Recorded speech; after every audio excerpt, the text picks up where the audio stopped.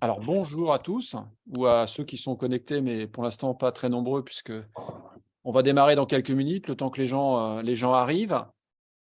Donc on est en direct de l'URPS pour nous et le professeur Koch et Flavie Burel sont en direct de leur bureau pour ce webinaire. Donc on lancera la session, on va attendre que les gens arrivent, on lancera à 12h35 à peu près. Et je vous rappelle que, bien évidemment, si vous avez des questions, vous les mettez dans le chat. On les posera à la fin de la présentation. Alors, prenez des notes aussi, si possible, si vous avez des questions qui pourraient être intéressantes pour la fin. Alors, bien évidemment, les webinaires seront sur notre chaîne YouTube, comme tous les autres. Il sera regardable a posteriori. Alors, je ne sais pas comment on voit les gens arriver. Ah, si, participants, 91.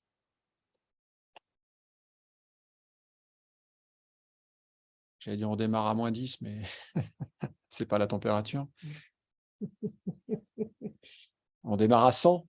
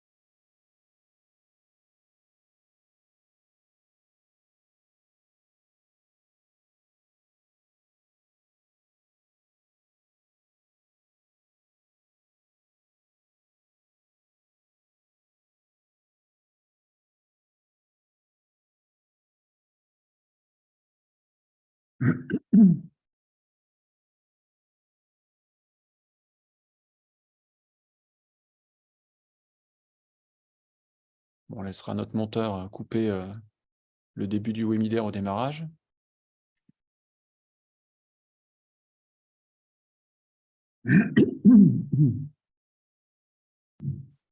Allez, j'avais dit on démarre à 100, 101.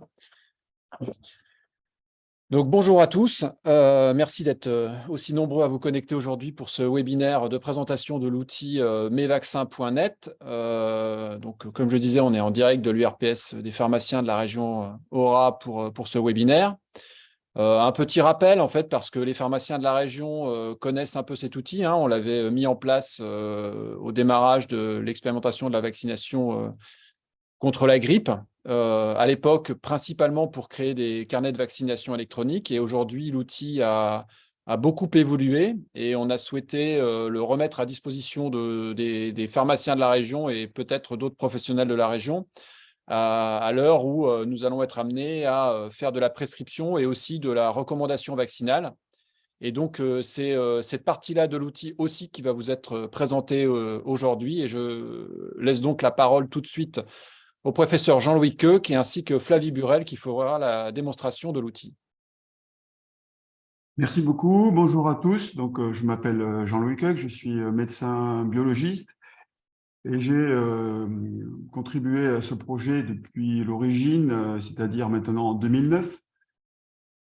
L'historique de ce projet remonte à mes premières participations à la commission technique des vaccinations, au cours de laquelle on a constaté un décalage important entre les recommandations vaccinales, leur élaboration et leur application sur le terrain.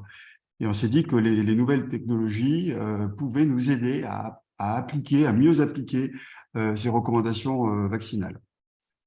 Donc aujourd'hui, nous avons mis en place une plateforme numérique sur les vaccins et les voyages.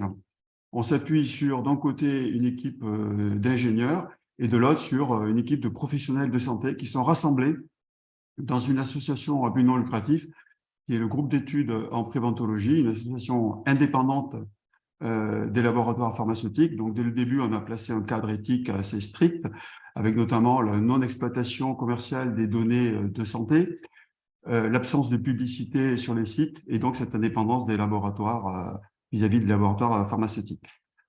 Aujourd'hui, nous avons mis en place une nouvelle architecture numérique, notamment pour le service le plus emblématique, je dirais, de mesvaccins.net, qui est le carnet de vaccination numérique. Et cette nouvelle architecture va nous permettre de proposer de nouveaux services et d'évoluer plus rapidement que la précédente. Il est également prévu une interopérabilité avec Mon Espace Santé, et d'ici la fin de l'année, les outils Mes-Vaccins seront disponibles dans Mon Espace Santé. Donc, nous avons, avec Flavie, à côté de moi, préparé une démonstration en se focalisant surtout sur la particularité de nos outils, savoir l'intégration d'une aide à la décision vaccinale. Ces outils sont destinés à la fois au grand public et aux professionnels de santé. Pour le grand public, on a une vue famille du carnet de vaccination numérique qui permet aux parents donc de gérer la vaccination pour eux-mêmes et pour leurs enfants, mais aussi qui permet d'avoir une vue concernant la vaccination des aînés, ou qui permet également la participation des aidants. Donc, on a une définition assez large de ce carnet famille. Et puis, côté professionnel, on peut avoir un carnet individuel ou un carnet en mode équipe. Et donc, quand on est en mode équipe, on gère ensemble avec les membres de son équipe la vaccination des personnes. Et puis, nous avons également des outils pour les centres de vaccination. Aujourd'hui, on équipe une cinquantaine de centres de vaccination pour gérer, alors cette fois-ci, la vaccination et d'autres activités des centres de vaccination. Donc, quelque chose de plus large, avec la possibilité également de suivre des campagnes de vaccination, comme notamment la campagne de vaccination HPV qui se déroulera en milieu scolaire prochainement.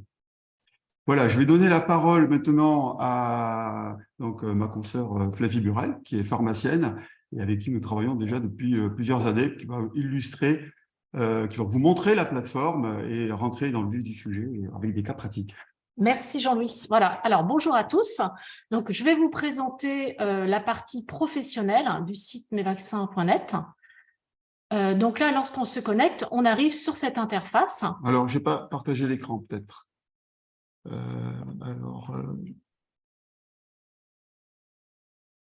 Si vous voyez, voilà, vous avez l'écran. Ah ouais, c'est bon, c'est bon. OK.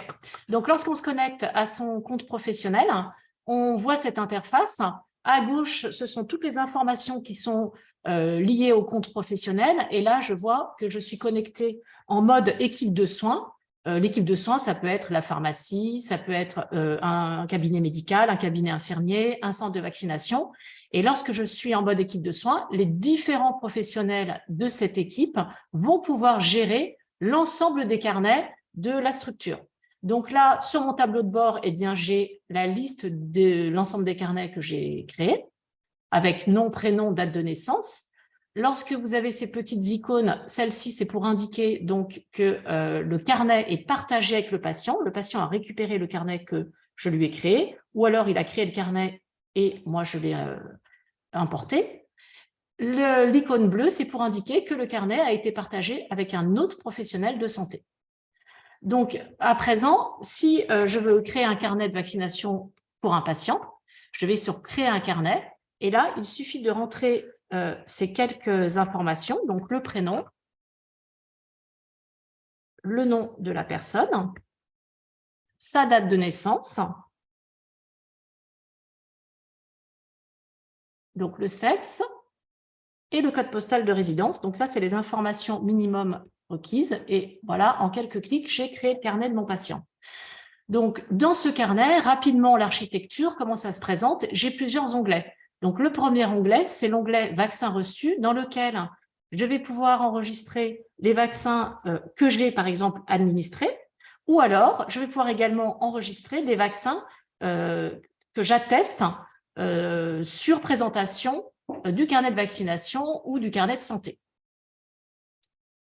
Le deuxième onglet, c'est le profil santé. Donc là, on va pouvoir enregistrer des éléments du profil du patient qui vont avoir un impact sur ses recommandations vaccinales. Donc, j'ai plusieurs rubriques. Soit je vais aller cliquer dans les différentes rubriques, par exemple, entourage du patient, s'il y a un nourrisson de moins de 6 mois dans l'entourage, profession, je suis professionnel de santé, maladie chronique, une personne diabétique, asthmatique, qui a un cancer. Donc, tout ça, ça va générer des recommandations particulières ou un traitement, par exemple. Je vais aller renseigner toutes ces informations ou alors, de manière plus rapide, je vais pouvoir aller taper dans la barre de recherche ces informations que je souhaite incrémenter. Le troisième onglet, eh bien, c'est le statut vaccinal. Alors, le statut vaccinal, eh bien, grâce au système d'aide à la décision vaccinale, le SADV, va faire le lien entre les vaccins que le patient a reçus, son profil santé, et de manière transparente pour les professionnels de santé qui utilisent nos outils, il va également faire le lien avec les recommandations vaccinales en vigueur en France, puisque chaque recommandation vaccinale en vigueur est prise en compte par notre système sous moins de 48 heures. Donc, on est sûr de délivrer les recommandations à jour. Et on va arriver donc sur cette page avec les vaccins à faire et des vaccins en retard avec les conduites à tenir pour les professionnels de santé. Le quatrième onglet, c'est l'onglet identité où je vais pouvoir enregistrer ou modifier tous les renseignements administratifs qui concernent mon patient. Et enfin, le dernier onglet, qui est l'onglet partage. Donc là, c'est pour indiquer déjà que ce carnet est partagé avec l'ensemble des professionnels de l'équipe pharmacie du Rond-Point. Si je souhaite partager ce carnet avec un autre professionnel de santé, il suffit de cliquer sur « Partager avec un professionnel de santé », de saisir la ville d'exercice de ce professionnel et le nom. Donc là, par exemple, si je souhaite le partager avec le docteur Martin qui exerce à Lyon dans le 2e arrondissement, je vais aller le sélectionner et je vais pouvoir partager le carnet avec ce médecin. Donc, la liste des professionnels de santé est issue du répertoire des professionnels de santé via leur RPPS, mais également, on peut le partager avec les pharmacies, par exemple, qui sont abonnées au site mesvaccins.net. Voilà. On peut également partager le carnet, et c'est tout l'intérêt de ce carnet partagé, de pouvoir le partager avec le patient pour lequel on l'a créé. Donc, soit en saisissant son adresse mail, soit en lui faisant directement scanner ce QR code qui va lui proposer un lien via lequel elle va créer la personne va créer un compte et pouvoir récupérer son carnet avec toutes les données qu'on y a enregistrées, mais également avec la possibilité de recevoir des mails qui vont indiquer les prochaines échéances vaccinales pour que la personne ensuite puisse revenir vers le professionnel de santé et être vaccinée aux bonnes dates. Donc là, je reviens, maintenant que j'ai fait le tour un petit peu des différents onglets, je vais revenir sur mon patient là qui s'appelle Xavier Carnet, qui a 51 ans et du coup, on voudrait savoir quelle est la conduite à tenir par rapport au vaccin qu'il a à faire. Donc là, je vois que le carnet m'indique qu'il est en retard par rapport, qu'il faut vérifier sa vaccination DTP. Donc ça, c'est une recommandation en population générale, c'est-à-dire qu'il ne tient compte, pour l'instant, j'ai juste enregistré son âge et son sexe, donc il faut vérifier cette vaccination. Donc si on l'interroge, et par exemple qu'il nous répond, j'ai perdu toute trace de vaccination, j'ai perdu mon carnet de santé, je ne sais plus du tout où j'en suis, eh bien je vais aller dans le profil santé et je vais pouvoir enregistrer historique vaccinal inconnu ou incomplet. Je reviens sur mon statut vaccinal et là, je vois, donc là, j'ai la condition, ce que j'ai enregistré dans mon profil qui apparaît en bleu. Donc, l'historique est inconnu. Du coup, dans ce contexte-là, eh bien, il faut administrer une vaccination DTP. On a le nom de la spécialité utilisable qui apparaît. Donc là, il n'y en a qu'une, c'est le vaccin Revaxis. Et également, la conduite à tenir. Dans ce cas-là, 4 à 8 semaines après l'administration de ce vaccin, il faudra faire un dosage des anticorps antitétaniques pour voir si ce vaccin était un rappel, auquel cas on arrête là la vaccination, ou si c'était une première dose, c'est donc une primo-vaccination, et là, il faudra prévoir 2 autres doses. Toujours pour ce même patient, on va imaginer une autre situation. Maintenant, on va imaginer que, eh bien, il a la date du dernier vaccin qu'il a reçu, et il nous indique avoir reçu en 2003, par exemple, c'est un vaccin Revaxis. Donc, je vais dans « Plus vaccins », je tape dans mon moteur, dans ma barre de recherche des différents vaccins Revaxis, je le sélectionne. J'indique que c'est un rappel, puisqu'il me dit qu'il a reçu ces vaccins classiques de l'enfance, et je vais valider cette vaccination sur présentation d'un certificat ou d'un carnet de vaccination. Donc là, je vois qu'il apparaît dans mes vaccins reçus, j'ai la petite icône verte « Acte validé » et je peux voir, je peux tracer le professionnel qui a validé cette vaccination.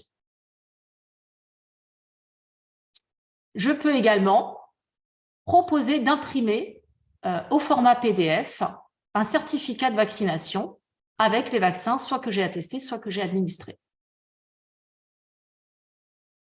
Alors, du coup, là, le fait d'avoir reçu ce vaccin à l'âge de 31 ans, je vais vérifier s'il est à jour de sa vaccination DTP. Eh bien, je vois que non. Donc, là, il va falloir lui administrer un vaccin Revaxis, puisqu'il n'est plus à jour. En revanche, autre cas, si, admettons, que ce vaccin, ce précédent vaccin, il ne l'avait pas reçu en 2003, mais par exemple en 2013, je vérifie le statut de vaccination et là, je vois que mon patient est bien à jour et que la prochaine échéance vaccinale, ça sera pour ses 65 ans, au prochain âge fixe à 65 ans, qu'il faudra le vacciner et j'ai la date de cette prochaine échéance qui s'affiche. Donc ça, c'était pour les recommandations en population générale. Donc on voit que le carnet va nous permettre de gérer facilement les recommandations vaccinales dans le cadre du nouveau calendrier de vaccination à âge fixe. Maintenant, on va prendre l'exemple d'une recommandation de vaccination, d'une recommandation particulière. Donc là, je vais aller dans le profil santé et je sais, par exemple, je suis pharmacien, je sais que cette personne, tous les mois, je lui délivre un traitement Humira. Donc, c'est un traitement immunosuppresseur qui va générer des recommandations particulières parce que du coup, cette personne, elle est plus à risque de faire les formes graves de certaines maladies et elle a des recommandations particulières. Donc, je vais dans ma barre de recherche et je vais taper Humira. Donc là, je vois que le fait de taper son traitement, j'ai la catégorie biothérapie entraînant une immunodépression qui apparaît. Je peux, en cliquant sur le point d'interrogation, voir l'ensemble des spécialités qui sont dans cette catégorie. Et je vais aller voir, donc, du coup, les recommandations vaccinales pour cette personne. Alors, déjà, je vois que ma vaccination DTP, elle n'est plus à jour maintenant. Tout à l'heure, elle l'était, maintenant, elle n'est plus à jour. Pourquoi? Parce que cette personne étant immunodéprimée, c'est plus le calendrier à âge fixe qui s'applique, mais il faut faire une vaccination DTP tous les 10 ans. Je vois également qu'il y a une recommandation de vaccination pneumocoque contre le pneumocoque et qu'il va falloir que je démarre mon schéma avec la spécialité Prévenir 13. Également, pour une personne immunodéprimée, il faudra, en période de campagne de vaccination contre la grippe saisonnière, prévoir la vaccination contre la grippe. Donc là, on a vu un cas assez général, un carnet pour un cas assez général. Maintenant, je vous propose qu'on voit des cas avec un niveau d'expertise supérieur, des cas un peu plus complexes, où le système d'aide à la décision vaccinale va vous aider à prendre les bonnes décisions en vous donnant des réponses argumentées. Donc, on va prendre un premier cas pour lequel j'ai déjà créé un carnet pour gagner du temps. Donc, c'est le cas de Marie Diab. Donc, Marie Diab, c'est une jeune femme de 38 ans. Elle a reçu pour ses 25 ans un vaccin Repevax, donc un vaccin DTCP. Elle a reçu 2 doses de vaccin ROR, donc elle est à jour par rapport à cette vaccination. Et elle vous indique qu'elle est diabétique et elle se demande si elle a des recommandations particulières par rapport à cette pathologie chronique. Donc, on va dans le profil santé. Je vais sélectionner diabète et je vais voir ce que m'indique le SADV. Donc, le SADV, déjà, nous indique que dans le contexte de la vaccination Covid, il y a un facteur, le fait d'être diabétique, c'est un facteur de haut risque de forme grave, donc il va falloir vérifier sa vaccination contre la Covid-19. Et également, il faut vérifier qu'elle soit bien à jour. Elle a des recommandations particulières de vaccination contre les infections invasives à pneumocoque. Et là, on vous indique le vaccin qu'il va falloir utiliser, c'est le vaccin Prévenir 13. Donc, vous lui proposez cette vaccination. Donc, je vais aller la vacciner et je vais ajouter donc, le vaccin Prévenir 13 que je vais administrer. Donc, en scannant le data matrix, normalement, il y a toutes ces informations qui vont s'incrémenter. Le numéro de lot, la date de péremption. Et donc, je l'ajoute à son carnet. Je vais aller voir si maintenant elle est à jour. Donc, je vois effectivement que la maladie pneumocoque est passée dans « à faire prochainement » puisque, comme vous le savez, il y a un schéma pour ces personnes-là. Donc, c'est un schéma à 2 doses qu'il faut faire avec un Prévenard suivi 8 semaines après. Donc, dans cette semaine révolue, un vaccin pneumococcis 23 valent, c'est-à-dire le vaccin Pneumovax. Donc là, on voit qu'on peut afficher le nom de la spécialité qui correspond. Alors, on va imaginer maintenant que cette personne qui est venue vous voir, au lieu d'avoir reçu le bon vaccin, c'est-à-dire le Prévenard 13, elle a commencé son schéma de vaccination par un Pneumovax, par un vaccin Pneumovax. Donc là, j'enregistre le vaccin Pneumovax. Et là, je retourne dans mon statut vaccinal et je vois qu'il y a un message, une alerte qui est destinée aux professionnels de santé qui indique que le schéma vaccinal est inadapté. Effectivement, il y a eu un mésusage, une mauvaise application des recommandations. C'est un vaccin 13 valent qu'il aurait fallu utiliser pour démarrer cette vaccination. Et là, on vous indique la conduite à tenir. Il faut attendre 1 an avant d'administrer le Prévenard 13. Il ne faut pas l'administrer tout de suite. Il va falloir redémarrer ce schéma de vaccination et faire les vaccins dans le bon ordre, mais il ne faut pas le faire tout de suite. Si je clique sur la petite flèche, également message destiné aux professionnels de santé, qui peut être aussi un outil de formation pour les professionnels, parce que là, on a une explication très précise du pourquoi, du comment. Eh bien, c'est pour des raisons d'efficacité. Si j'enclenche un schéma de vaccination avec un Prévenard 13 tout de suite, je vais avoir un phénomène d'hypo-réponse, donc je vais être moins efficace. Il est nécessaire d'attendre 1 an. Je vais prendre un autre exemple avec un autre carnet. Donc là, on va prendre l'exemple d'Alexandre Papilloma, qui est un adolescent de 17 ans, qui a reçu son dernier DTCP, donc c'était un Repevax à l'âge de 13 ans. Il a démarré un schéma de vaccination contre les papillomavirus, les infections à papillomavirus. Il a reçu un Gardasil 9 à l'âge de 13 ans. Et maintenant, il en a 17 et il vous sollicite par rapport à son statut de vaccination, par rapport à la vaccination papillomavirus. Donc, qu'est-ce qu'il faut faire? Le schéma de vaccination, on sait que normalement, c'est 2 doses avec 6 à 13 mois d'intervalle. Là, on voit qu'on a dépassé. Le schéma de vaccination a été interrompu. Que faire? Est-ce qu'on reprend à 0? On fait un schéma à 2 doses? On fait un schéma à 3 doses? Parfois, c'est assez compliqué, les recommandations de vaccination. Donc là, pour répondre à ce jeune patient, je vais aller dans le statut vaccinal. Alors déjà, dans un premier temps, l'intérêt du carnet, c'est aussi de faire le point sur toutes les autres vaccinations pour cette personne. Donc, il va falloir vérifier pour ce jeune de 17 ans, pour lequel j'ai rien coché dans le profil santé, c'est un jeune sans particularité. Donc, il va falloir vérifier qu'il soit bien à jour de sa vaccination contre le méningocoque C, puisque c'est une recommandation en population générale jusqu'à 24 ans révolus. Il faut vérifier qu'il est bien reçu, et sinon, lui proposer, c'est une dose unique de Nesvac ou de Menjuget. Il faut vérifier qu'il est bien reçu ces 2 doses de ROR, puisque toute personne née depuis 1980, il faut vérifier qu'on ait bien reçu les 2 doses. Donc, la vaccination Covid, pour l'instant, on ne l'a pas encore retirée des recommandations, mais bientôt, dès que ça sera publié, effectivement, il n'y a plus de recommandations en population générale. Et là, la vaccination pour laquelle on me sollicite, dans la vaccination papillomavirus, eh bien, je vois que c'est à faire dès que possible.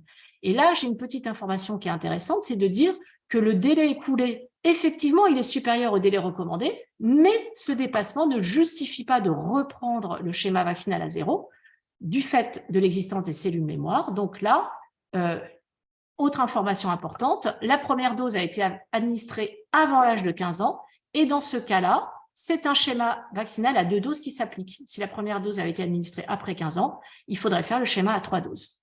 Donc, ce jeune, eh bien, je vais lui proposer de le vacciner contre le papillomavirus. Donc, je vais enregistrer ce vaccin.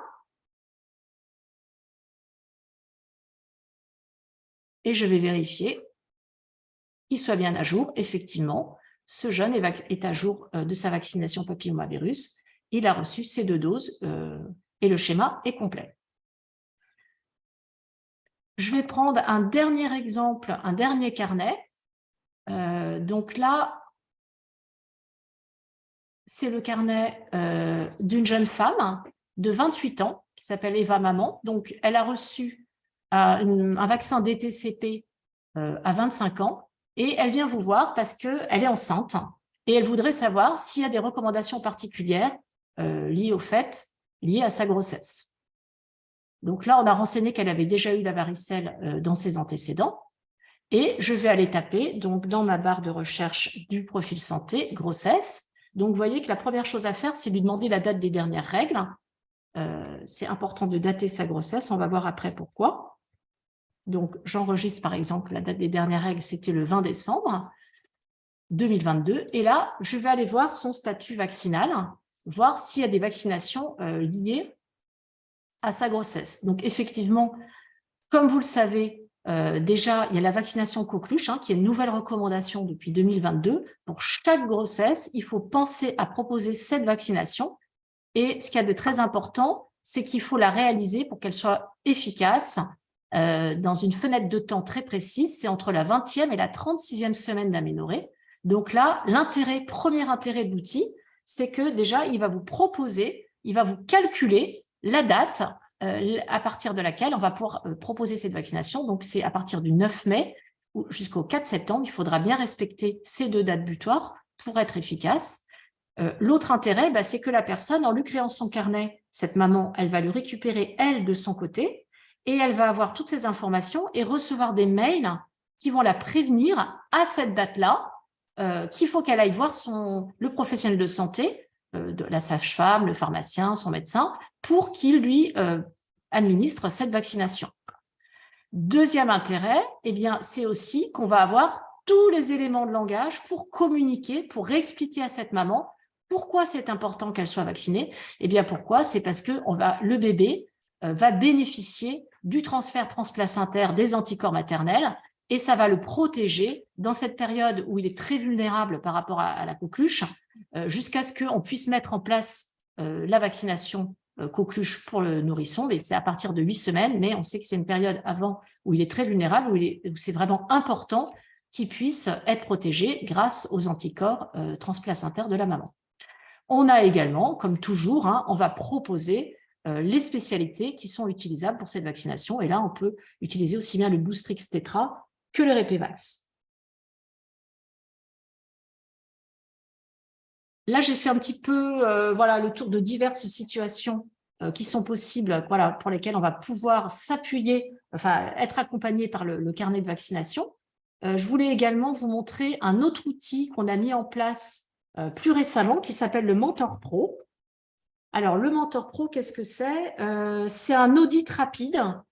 C'est un outil qui va permettre, en quelques clics, de dire à une personne si elle est à jour ou pas de ses vaccinations. Par exemple, dans une pharmacie, on peut imaginer que c'est vraiment l'outil de comptoir où on va pouvoir répondre à une personne, lui dire si elle est à jour ou non de ses vaccinations en fonction des derniers vaccins reçus ou d'éléments du profil santé. Donc là, je vais prendre l'exemple d'une jeune femme de 21 ans. Donc là, j'ai juste à saisir l'âge. Je n'ai même pas besoin, si je n'ai pas la date de naissance, je saisis uniquement l'âge. Déjà, quelles sont les recommandations pour une jeune femme de 21 ans? Donc, je vais directement à mon étape 4 de l'audit vaccinal. Donc là, je vois qu'il va falloir que je vérifie ses vaccinations DTP, sa vaccination contre le méningocoque C, puisque c'est jusqu'à 24 ans révolu, qu'elle ait bien ces 2 doses de RER. Covid-19, bon, je le mets un peu entre parenthèses, ce sera bientôt plus le cas. Il n'y aura plus de recommandations. La vaccination contre la varicelle pour toutes les femmes en âge de procréer si elles n'ont pas contracté la maladie étant plus jeunes, et la vaccination coqueluche.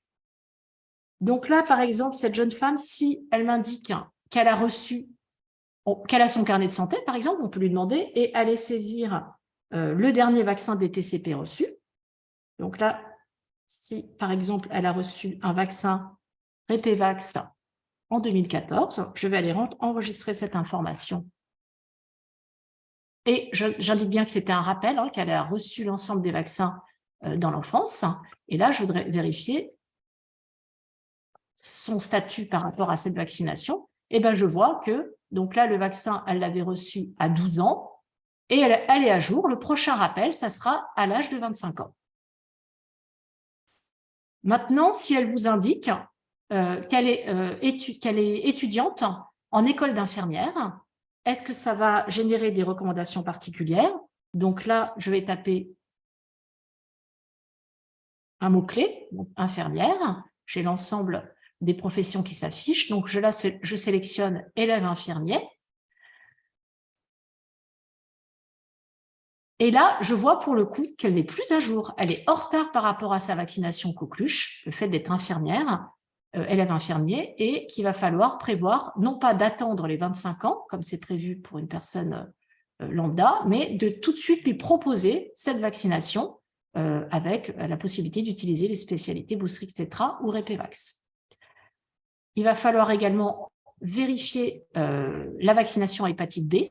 Et là, dans ce cas-là, c'est un dosage des anticorps anti-HBC et anti-HBS qui est indispensable pour vérifier que cette personne ait bien été vaccinée ou pas. Donc là, dans ce cas-là, si je suis pharmacien, par exemple, il va falloir que je l'adresse à un médecin pour mettre en œuvre ce dosage. Est-ce qu'il y a quelque chose à Je pense que ajouter? c'est déjà assez complet. Enfin, ça illustre en tout cas les différentes situations. On peut prendre. Alors, il y a des nouveautés dans le système d'aide à la décision actuel, c'est qu'on peut prendre en compte des dates, on l'a vu avec la grossesse, mais ça peut être aussi, par exemple, une date d'antécédent de Covid. On peut prendre en compte jusqu'à 3 antécédents, et on va prendre en compte les intervalles entre un antécédent de Covid et la vaccination pour savoir si la primo-vaccination a été validée ou pas, par exemple. On peut prendre aussi en compte un dosage d'anticorps. Avant, il fallait mettre des catégories. Et là, on peut indiquer directement une valeur, par exemple 30 unités internationales d'anti-HBS par litre. Et en fonction de ça, on va interpréter et dire si la personne est toujours éligible à la vaccination ou dans quelles conditions elle doit l'être. Voilà, donc tout ça, on peut le faire de cette manière, ou comme on l'a vu là, en taux de CD4 aussi, pour une personne affectée par le VIH, qui sera également interprété. Donc, bien sûr, il y a toutes les fonctionnalités à côté de l'expertise de partage et de gestion de la vaccination, mais aujourd'hui, on a décidé on ne peut pas tout montrer, on a décidé de se focaliser sur les cas que tu as présentés, Flavie. Et si vous avez des questions d'une manière générale sur le fonctionnement du carnet, eh bien, on est bien sûr à votre écoute. Oui, alors je vous laisse poser les questions dans le chat sur l'utilisation. Il y en a une qui est posée sur renseigner les allergies à une vaccination. Oui, on peut. Une allergie qui contre-indiquerait avec une vaccination. Est-ce qu'on peut renseigner ces allergies? Oui, on peut renseigner ces allergies. On peut renseigner, par exemple, une allergie à l'œuf qui va contre-indiquer la vaccination par des vaccins qui contiennent des protéines d'œuf, par exemple. Tu peux taper œuf ici, par exemple. Enfin, on peut y arriver de manière systématique ou en cherchant un mot-clé, comme on l'a vu tout à l'heure. On peut aussi confier aux patients, dans la création du carnet, le soin de compléter de manière précise le profil santé. Et de cette manière, ensuite, d'une part, ça engage le patient dans le processus de vaccination, ça lui permet de comprendre quels sont ses besoins, pourquoi il doit être vacciné, ou quelles sont les conditions de sécurité d'utilisation des vaccins. Et ça facilite aussi la tâche du professionnel de santé derrière, puisqu'il y a une préparation, finalement, à la vaccination par le patient. Donc, l'idée, c'est une véritable coopération patient-professionnel de santé qui peut être initiée par le patient et poursuivie par le professionnel, ou initiée par le professionnel et ensuite permettre d'engager le patient dans un second temps. Donc, il y a différentes façons d'utiliser ça. Mais vous avez raison, concernant les allergies, c'est un moyen aussi, bien sûr, d'améliorer la sécurité vaccinale et aussi de faire en sorte qu'on soit moins, peut-être, parfois inhibé par la peur d'événements indésirables post-vaccinaux. Parce que l'outil permet également, et là, donc, comme on a repris cet outil, le nouveau système est récent, on l'enrichit tous les jours. Tous les jours, on a des messages de plus en plus précis qui vont nous permettre de dire, par exemple, un adolescent qui a 11 ans, on ne va pas lui donner exactement le même message concernant le papillomavirus que s'il a 13 ans ou s'il est plus âgé. À 11 ans, on va dire, plus la personne sera vaccinée étant jeune, plus le vaccin sera efficace et plus on diminuera le risque de coïncidence avec une maladie auto-immune, puisque ça peut en faire encore peur. Ces maladies auto-immunes, elles apparaissent exceptionnellement avant l'âge de 15 ans. Donc, si on vaccine avant, en fait, on est beaucoup plus tranquille. Et ça, on peut le dire aux professionnels, on peut le dire aux familles. Et donc, c'est tout ça qui nous permet finalement d'améliorer le processus de vaccination et qui nous permet aussi de réduire l'hésitation vaccinale. Un point essentiel, en fait, ce sont les justifications. On en a vu certaines tout à l'heure, et c'est de donner ces justifications qui permettent finalement d'avoir davantage confiance. Ouais, alors avant d'aller sur d'autres questions, l'idée aussi de mettre à disposition cet outil pour les professionnels de santé, c'est pouvoir s'appuyer sur une recommandation qui est validée. Alors, ce n'est pas une intelligence artificielle qui est derrière cet outil-là, c'est bien un grand nombre d'experts.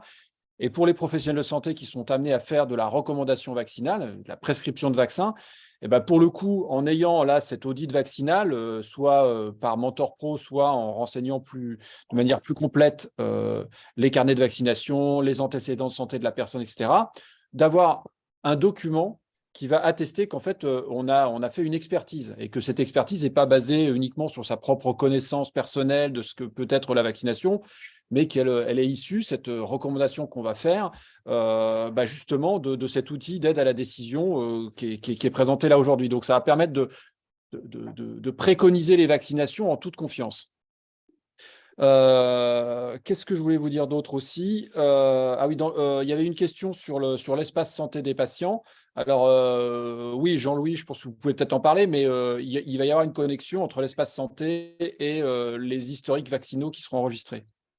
Oui, ce qui a été décidé, c'est de mettre en place un magasin d'applications dans l'espace numérique de santé, avec des applications donc, qui proviennent conçues par différents acteurs, validées par les autorités de santé. Donc, notre application de carnet de vaccination numérique a été présélectionnée par le ministère de la Santé. Et maintenant, on a déjà déposé une demande d'autorisation tout récemment pour bénéficier du référencement de notre outil d'aide à la décision. Et donc, prochainement, les patients vont avoir accès à cet outil. Après, il faut avoir conscience que l'espace numérique de santé, c'est un outil avant tout destiné aux patients. Donc là, on a les deux, c'est-à-dire qu'on a un outil destiné aux patients, mais on a aussi un outil destiné aux professionnels de santé, qui permet notamment d'avoir une vue générale, une vue globale de la prise en charge vaccinale de ces patients, qu'ils aient ou non d'ailleurs un carnet, un DMP. C'est-à-dire que si à un moment donné, le professionnel veut gérer la vaccination des patients et que le patient ne veut pas accéder à son espace national de santé, eh bien, c'est possible. Et puis surtout, ça permettra d'avoir, par exemple, de calculer des couvertures vaccinales, d'avoir d'autres statistiques qui seront calculées à partir des données de l'espace patient. Donc ça, ce sont des fonctionnalités qui ne sont disponibles évidemment qu'avec un carnet professionnel et pas avec un carnet personnel comme le DMP. Ça permet aussi de gérer des situations parfois plus complexes à gérer avec le DMP, notamment par exemple pour les migrants primo-arrivants. On a des outils qui permettent d'améliorer la gestion de ces situations. On travaille actuellement avec une passe et on va ajouter des langues supplémentaires. Alors, on n'en a pas parlé, mais vous avez vu qu'il y a ici une icône de langue. Et effectivement, le carnet est entièrement bilingue, c'est-à-dire tous les messages sont également produits en anglais. Donc, tout a été traduit. Donc, ça intéresse en particulier les voyageurs qui vont à l'étranger. Ça leur permet d'avoir un historique vaccinal et une expertise vaccinale en anglais. Et là, on va rajouter donc des langues supplémentaires, en particulier pour les migrants, donc qui permettront aux migrants d'avoir une meilleure connaissance de leurs besoins vaccinaux. Et souvent, c'est des personnes, quand elles viennent d'arriver, qui n'ont pas encore de numéro d'assurance maladie, qui n'ont pas encore de DMP. Et donc, ça leur permettra d'avoir accès à ces outils-là. Alors, il y a beaucoup de questions là, pour le coup. On en a pas, enfin, ça a été donné dans la présentation, c'est que le lien avec le médecin traitant peut se faire en partageant le carnet avec le médecin. Donc, il y a l'outil qui permet de retrouver le médecin de la ville et de l'arrondissement. Et ensuite, à chaque médecin de regarder comment lui, quand il a son carnet accessible par mesvaccins.net, comment il l'intègre lui ou pas dans son logiciel dans son logiciel professionnel. Alors, j'essaie de reprendre le fil des questions. Alors, le lien pour le webinaire, évidemment, il va être disponible pendant très longtemps. Oui, alors les recommandations dans le cadre de voyage grâce à cet outil, Jean-Louis.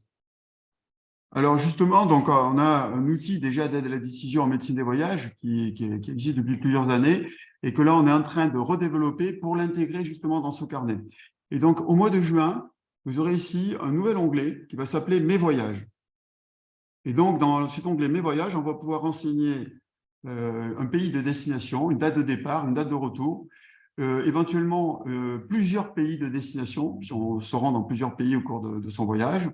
Et ces voyages et les conditions de voyage vont déterminer des recommandations vaccinales précises. Et donc, dans le statut vaccinal, vous aurez d'autres maladies qui vont apparaître, comme l'hépatite A, la fièvre jaune, l'encéphalite attique, avec en bleu le voyage qui détermine cette recommandation. Et donc, comme on peut prendre en compte les dates, on va pouvoir proposer un programme en fonction de la date prévue de départ. Et bien alerter que, attention, le vaccin contre la fièvre jaune, il doit être fait, si c'est la première vaccination, au moins 10 jours avant la date de départ, par exemple. Donc, tout ce système va permettre d'optimiser la gestion des rendez-vous vaccinaux. Et d'ailleurs, ce qui sera mis en place, alors on a déjà, bien sûr, les dates, comme vous l'avez vu, les prochaines vaccinations qui sont calculées, hein, comme ici. Mais là, on va en plus pouvoir, si la personne le souhaite, les intégrer dans son agenda pour pouvoir planifier ses futures vaccinations, qu'elles soient liées ou non à un voyage. Est-ce qu'il y a la possibilité, Jean-Louis, de savoir si on peut réaliser 2 vaccins le même jour? Oui, Par exemple, oui, pendant la alors, par campagne exemple, grippe, si on a la grippe et puis quelqu'un qui vient, il a un rappel d'été polio, comment est-ce qu'on peut savoir si on a la possibilité de lui faire 2 vaccins le même jour? alors on a soit on intègre des recommandations générales qui disent par exemple que 2 vaccins inactivés peuvent être faits le même jour ou à n'importe quel intervalle. Par contre, s'agissant de vaccins vivants, il y a d'autres règles qui s'appliquent et ça, effectivement, on est en mesure de les intégrer dans l'expertise. Aujourd'hui, on n'a pas intégré toutes les subtilités des recommandations, mais on a la capacité de le faire progressivement. En particulier, on a un outil qui nous permet d'être alerté lorsque la situation présentée par une personne donnée n'est pas couverte par l'aide à la décision. Et donc, dans ce cas-là, nous, bien, on reçoit une notification et on est invité à proposer une nouvelle règle. Et donc, petit à petit, on va, je dirais, boucher le trou de la couverture des différentes situations d'aide à la décision en fonction des besoins réels des professionnels ou des patients. Ou alors, il y a également cet outil-là qu'on n'a pas présenté, c'est nous contacter, où vous pouvez envoyer un cas particulier qui n'est pas pris en compte par le système d'aide en nous envoyant la question et c'est envoyé directement aux experts Mes Vaccins. Et donc, dans ce cas-là, on a une gestion commune entre experts, on a une trentaine d'experts. Donc, je vous rappelle, c'est le groupe d'études en préventologie qui prend ça en charge, qui est actuellement présidé par le professeur Daniel Fleuret, qui est donc vice-président de la commission technique des vaccinations. Et donc, quand on reçoit ces questions, on sait si elles viennent de patients ou de professionnels, eh bien, on est en mesure effectivement d'y répondre. Alors là, c'est une expertise manuelle, mais les deux sont combinés, c'est-à-dire que notre système d'aide à la décision, c'est un système entièrement déterministe. Il ne s'agit pas d'intelligence artificielle au sens où enfin, on ne sait pas sourcer, on ne sait pas d'où ça vient. Et parfois, on a quelques surprises. Enfin, aujourd'hui, en tout cas, ça ne fonctionne pas, hein, ça on a vérifié. Mais là, donc, on peut dire précisément ce qui justifie une recommandation. Et si dans certains cas, on a un avis d'expert, on peut l'intégrer dans une règle et le signaler comme tel. Qu'est-ce qu'il y avait d'autre comme question aussi? Ah oui, concernant la rémunération, parce qu'il y en a qui demandent comment est rémunérée cette expertise. Alors, l'expertise en soi n'est pas rémunérée. Après, il y a, enfin, en tout cas pour les pharmaciens, il y a un honoraire de prescription des vaccins qui sera mis en place lorsque le décret sera publié. Donc, ça fait partie de ce qui sera rémunéré dans le cadre de la prescription pharmaceutique. C'est évidemment de faire l'expertise vaccinale. Après, il y a certaines CPTS qui ont mis en place des projets vaccination dans lesquels elles intègrent un projet justement autour de ces carnets de vaccination, de la recommandation vaccinale, pour optimiser la couverture vaccinale du territoire de la CPTS. Évidemment, donc à l'intérieur de cette CPTS-là, certains ont mis des financements possibles pour les professionnels de santé qui font les expertises, enfin en gros qui créent ces carnets de vaccination, qui créent cette expertise et qui remettent aux patients en fait leur diagnostic vaccinal.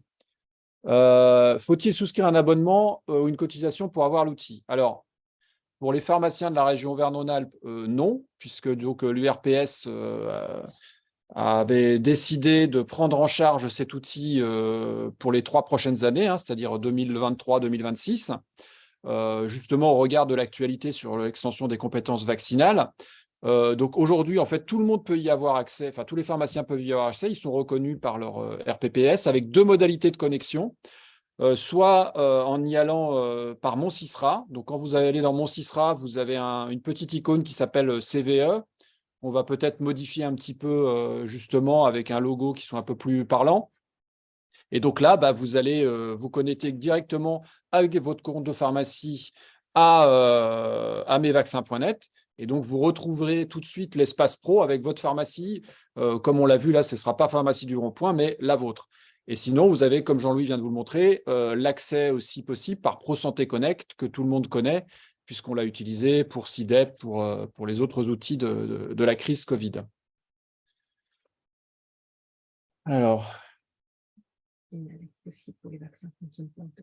est-ce qu'il y a une alerte possible sur les vaccins que nous ne sommes pas autorisés à faire? Alors, en fait, oui, la recommandation vaccinale ne se fait pas en fonction du professionnel de santé qui vaccine, mais en fonction des recommandations qui prévalent. Donc, si aujourd'hui, il y a des vaccins que le professionnel de santé, en l'occurrence le pharmacien, par exemple, n'est pas autorisé à faire, pour autant, la recommandation va s'afficher. Oui, bon, aujourd'hui, c'est vrai on attend le décret qui va bientôt être publié, qui permettra donc aux pharmaciens, aux infirmiers, aux sages-femmes de faire la quasi-totalité des vaccins. C'est simplement l'âge qui doit être encore précisé, l'âge à partir duquel on pourra vacciner. Mais ce qu'on sera en mesure de faire et qu'on a prévu de faire effectivement dans un deuxième temps, c'est d'intégrer dans nos règles de recommandation la profession de la personne connectée. Et donc, en fonction de par exemple, si c'est une sage-femme pourra vacciner dès la naissance. Un pharmacien ou un infirmier, probablement, au moins à partir de l'âge de 11 ans, peut-être plus tôt, ça je crois que c'est encore en discussion. Mais enfin, en tout cas, en fonction de ces données-là, on pourra les intégrer dans l'expertise vaccinale et donc savoir précisément, en plus, vous avez vu qu'il y avait les vaccins utilisables dans le contexte, et selon le contexte, les vaccins sont différents. On ne va pas utiliser un vaccin à dose entière d'alatoxine chez l'adulte, par exemple. Donc, tout ça, c'est précisé et les noms commerciaux sont affichés. Mais on pourra aussi utiliser effectivement comme critère la profession de l'utilisateur.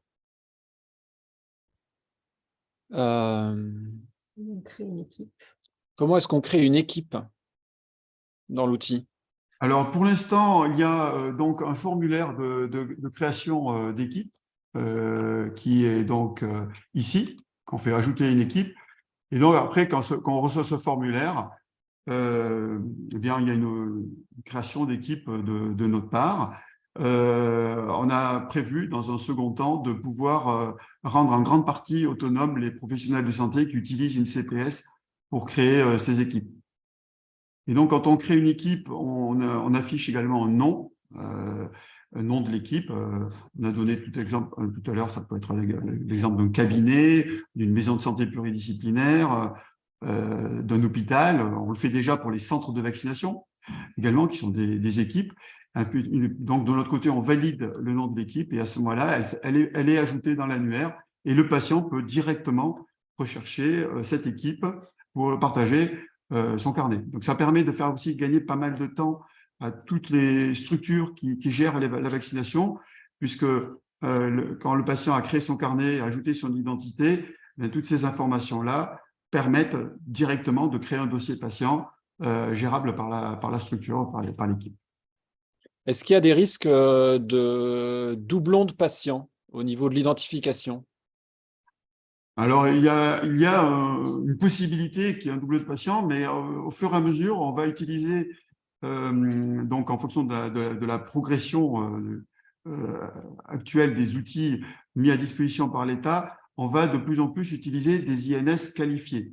C'est-à-dire qu'à partir du numéro d'assurance maladie, eh bien, on peut avoir un identifiant national de santé, et là, c'est un identifiant unique. Donc, quand on aura un INS qualifié, on sera certain d'avoir une identité unique. Tant qu'on ne l'utilise pas, il y a une possibilité effectivement de création de doublons.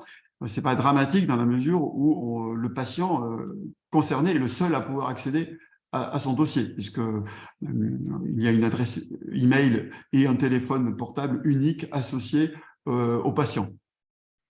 Le patient qui a vu l'application sur Internet, qui s'y est intéressé tout seul, comment est-ce qu'il peut partager ces informations avec un professionnel de santé?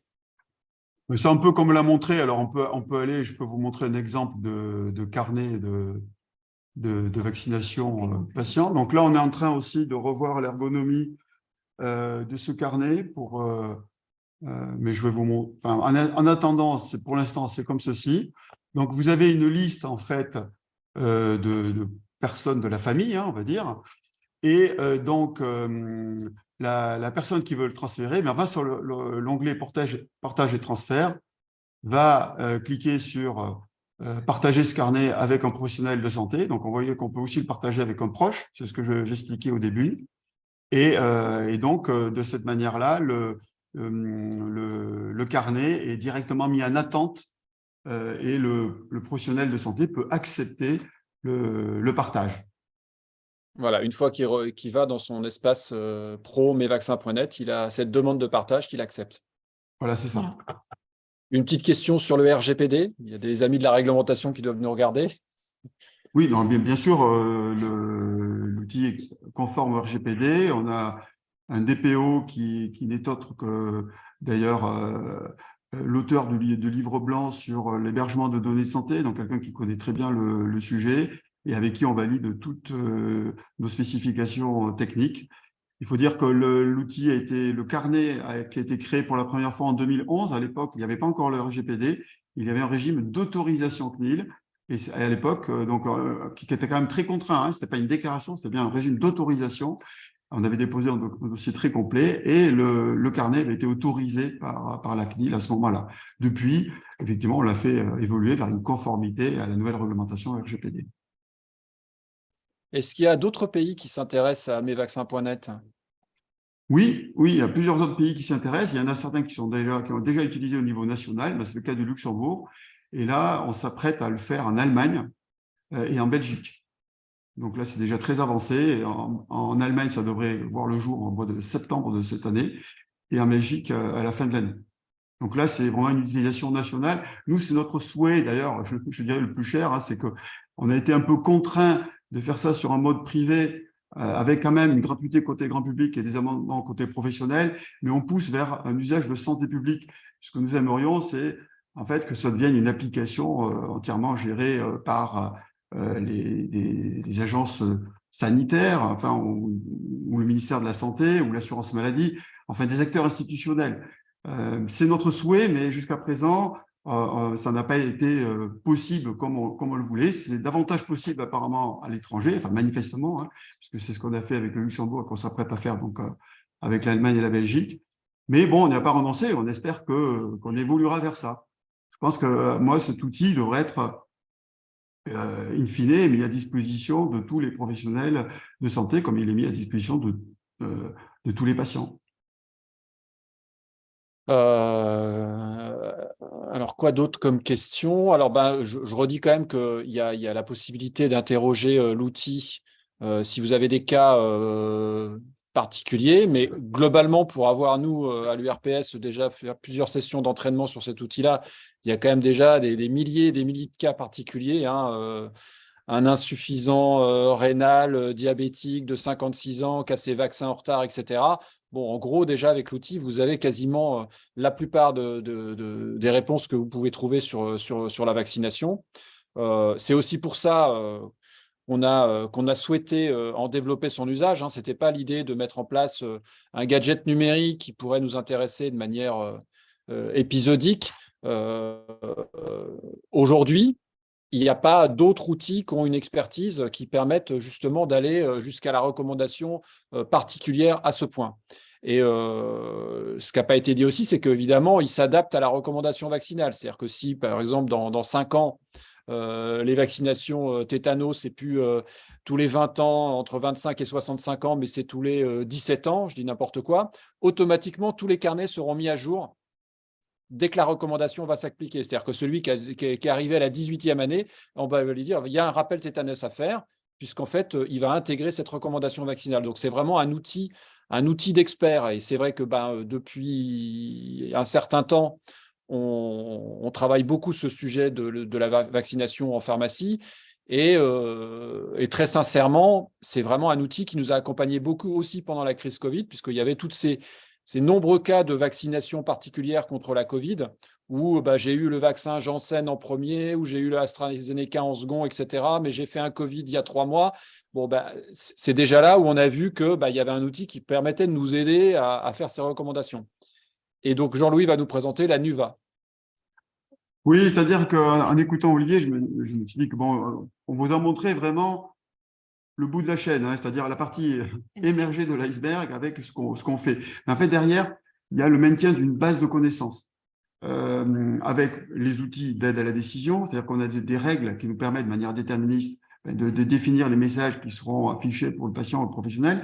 Et on a aussi une nomenclature des vaccins, parce que pour savoir s'il faut vacciner quelqu'un, en fait, vous devez d'abord savoir ce qu'il a reçu comme vaccin. Donc, vous devez savoir lire les noms et des dénominations extrêmement variées. Vous avez des noms de vaccins qui ont été administrés à l'étranger, des noms de vaccins qui ne sont plus utilisés aujourd'hui, ou des noms génériques de vaccins. Et donc, pour chaque dénomination, eh bien, il y a une inscription dans notre nomenclature des vaccins qu'on appelle la NUVA, et cette nomenclature est structurée. On a ici une petite description, si vous allez sur nuva.mevaccin.net, qui explique cela. Et ça veut dire qu'en fait, vous avez donc pour chaque vaccin une description avec le concept de valence, ce concept permettant de représenter de manière très précise les fonctions du vaccin et donc de savoir exactement comment une personne a été vaccinée et en fonction de ça, savoir ce qu'il faut faire ou ne pas faire. Donc, on a un aspect catalogue avec 1 millier de dénominations vaccinales qui sont, vous voyez, disponibles ici dans de nombreuses langues. Et donc, cet outil est déjà utilisé dans plusieurs pays. Il a été utilisé par les CDC. Les Américains, actuellement, sont en contact avec nous, les CDC, pour l'utiliser également. Vous avez donc les valences qui sont représentées ici et qui donc représentent le contenu de chaque vaccin, en particulier des vaccins combinés. Ce qui nous permet d'ailleurs de savoir qu'on a reçu 2 vaccins combinés différents, de savoir si on a reçu 1 ou 2 doses d'un vaccin contre la coqueluche et 3 doses, par exemple, d'un vaccin contre la diphtérie. Parce que ça, ce n'est pas possible si on n'a pas cette représentation du contenu du vaccin. Et vous avez d'ailleurs une représentation de l'arbre des balances ici. Et donc, pour la Covid, évidemment, on a vu récemment que c'était assez compliqué. Et pour chaque valence, on a donc une description précise, hiérarchique du contenu fonctionnel. Ce qui nous permet en fait d'interpréter tout type d'historique vaccinal, que ce soit à partir d'un système de code. Donc, on peut prendre ici toutes sortes de codes français ou étrangers. Et en fonction de ces codes, on va pouvoir donc savoir exactement, connaître les équivalents. Si un jour vous posez la question, alors quels sont les vaccins strictement équivalents au Repevax, c'est-à-dire qui contiennent ces 4 valences, valence réduite à la toxite diphtérique coquelucheuse, valence inactivée trivalente contre la polio et tétanique, bien, vous avez tous ces vaccins-là. Voilà, tous ces vaccins-là sont strictement équivalents. Vous pouvez avoir des représentations généralisées de ces vaccins, de ce contenu en valence, c'est-à-dire qu'ils contiennent des contenus équivalents, mais moins précis que celui qui a été soumis ici à l'analyse. Donc, tout ceci permet, par exemple, Jean-Louis, je vous interromps, mais quand on a des ruptures sur un vaccin, de regarder si par hasard, en France, on n'aurait pas d'autres vaccins équivalents à ce vaccin qui est en rupture. Exactement, ça peut servir à ça. Savoir quel est le meilleur vaccin équivalent, le plus proche, pour continuer un schéma vaccinal en cas de rupture. Ça nous permet aussi, quand on importe des vaccins, ce qui arrive régulièrement, de savoir les reconnaître automatiquement. C'est-à-dire qu'on lit non seulement les codes data matrix des vaccins commercialisés en France, mais également des vaccins commercialisés à l'étranger. Donc, ça nous permet d'assurer une traçabilité maximale et précise. Flavie l'a montré tout à l'heure, hein, on peut effectivement, en lisant le code data matrice, récupérer toutes les informations du vaccin, y compris d'ailleurs le numéro de série qui est un numéro unique par boîte. Donc, on a une traçabilité vraiment maximale avec cet outil. Un point aussi qu'il ne faut pas négliger, c'est vrai qu'on n'en a pas parlé, mais on voulait laisser de la place aux questions, c'est que ces outils qu'on vous a montrés sont utilisables sur mobile. Donc, quand vous utilisez une tablette ou une application, enfin un smartphone, vous aurez une vue tout à fait adaptée de l'application. Et donc, vous pouvez en particulier l'utiliser, si c'est un smartphone, pour lire le code data matrix du vaccin. Donc, avec la caméra du smartphone, vous pouvez facilement enregistrer un acte vaccinal quand on est en mobilité à l'extérieur, à domicile, c'est beaucoup plus pratique. Parfait. Alors, bon, il y a quelqu'un, on voulait le remettre en français, mais bon, c'est pas grave. Bon, il y aurait beaucoup de choses à dire, hein. Je pense qu'on pourra en parler pendant toute l'après-midi. Bon, on va essayer de tenir un peu notre timing, donc, et je vois qu'il est déjà 13h30. Donc, bien évidemment, s'il y a d'autres questions, on y répondra a posteriori. On a présenté de manière assez générale tout ce qui était possible de faire.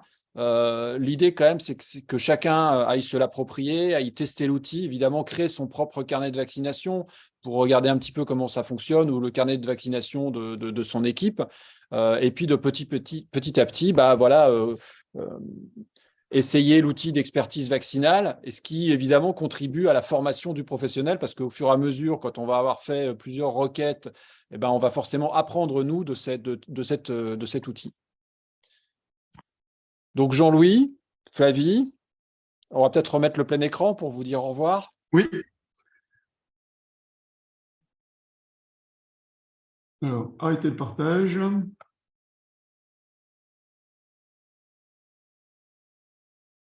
Non, c'est pas là. On va s'arrêter, je crois. Non? Non, toujours pas. Toujours pas. Bon, Bon, l'important, c'est que mes ah voilà, vaccins... ça y est. Ah. Ça y est. Ah, voilà. On voit mieux, parfait. Bon, ben, encore merci de votre disponibilité pour aujourd'hui. Ben, on était très nombreux parce que c'est un des webinaires où on a eu le plus de monde aujourd'hui. J'imagine qu'il y aura beaucoup de replays puisqu'on a posé la question. Et puis, ben, évidemment, on reste en contact. Merci beaucoup. Merci. Merci beaucoup. Bonne Merci. journée. Allez, bonne journée à tous. Au revoir. Au revoir. Merci Olivier.